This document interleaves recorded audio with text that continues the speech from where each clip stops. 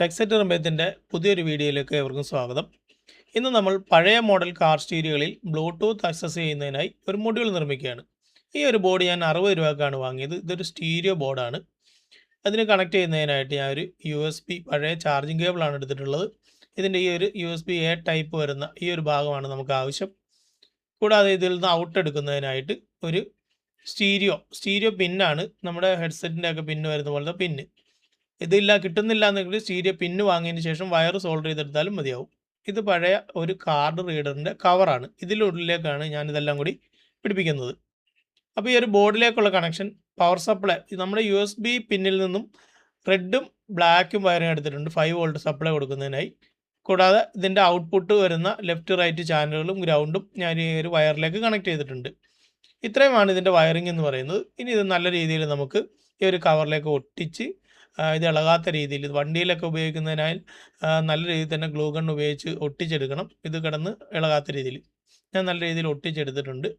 ഇപ്പോൾ വളരെ നീറ്റായിട്ട് തന്നെ ചെയ്തെടുക്കുക. ഇങ്ങനെ ചെയ്തെടുത്തിട്ടുള്ളതാണ് ഈ കാണുന്നത്.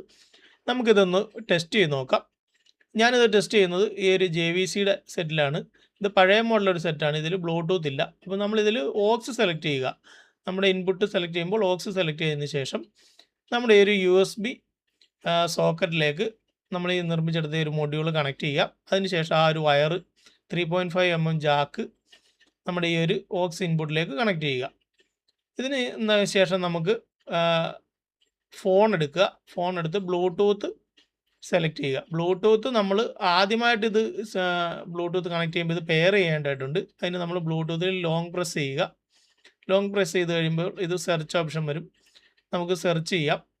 അപ്പോൾ നമ്മുടെ ഈ ഒരു മൊഡ്യൂളിൻ്റെ നെയിം അതിൽ കാണിക്കും. അതിൽ ക്ലിക്ക് ചെയ്യുക. അതിൽ ക്ലിക്ക് ചെയ്താൽ നമുക്കത് പെയർ ചെയ്യാനുള്ള ഓപ്ഷൻ വരും. ഇപ്പോൾ പെയർ ചെയ്യാനുള്ള ഓപ്ഷൻ വന്നിട്ടുണ്ട്. നമ്മളത് പെയർ ചെയ്യുക. ഒരു തവണ പെയർ ചെയ്താൽ മതിയാവും. പിന്നീട് ഓട്ടോമാറ്റിക്കായി കണക്റ്റ് ആയിക്കോളും. അപ്പോൾ ഇത് പെയർ ചെയ്ത് കഴിഞ്ഞു. ഇനി നമുക്ക് ഒരു കോപ്പിറൈറ്റ് വരാത്ത ഒരു പാട്ട് നമുക്കൊന്ന് പ്ലേ ചെയ്യാം. ഞാൻ എൻ്റെ ഫയൽ മാനേജറിൽ ക്ലിക്ക് ചെയ്യുകയാണ്. അതിൽ നിന്നും ഒരു സോങ് സെലക്ട് ചെയ്യുന്നു. ഏതെങ്കിലും ഒരെണ്ണം സെലക്ട് ചെയ്യുക. അതിനുശേഷം നമുക്കൊന്ന് പ്ലേ ചെയ്ത് നോക്കാം. പ്ലേ ചെയ്യുമ്പോൾ നമ്മുടെ ഫോണിൽ ഒരു മീഡിയം വോളിയം വെക്കണം. നമ്മുടെ മൊഡ്യൂളിൽ വോളിയം കൺട്രോളുകളൊന്നും ഇല്ലാത്തതുകൊണ്ട് ഫോണിലാണ് നമ്മൾ വോളിയം അഡ്ജസ്റ്റ് ചെയ്യുന്നത്. കൂടാതെ നമ്മുടെ സ്റ്റീരിയോയിലും വോളിയം വെക്കാം. ഞാൻ സ്റ്റീരിയോയിൽ കുറച്ച് വോളിയം കൂട്ടുകയാണ്. ഇനി നമുക്കൊന്ന് കേട്ട് നോക്കാം.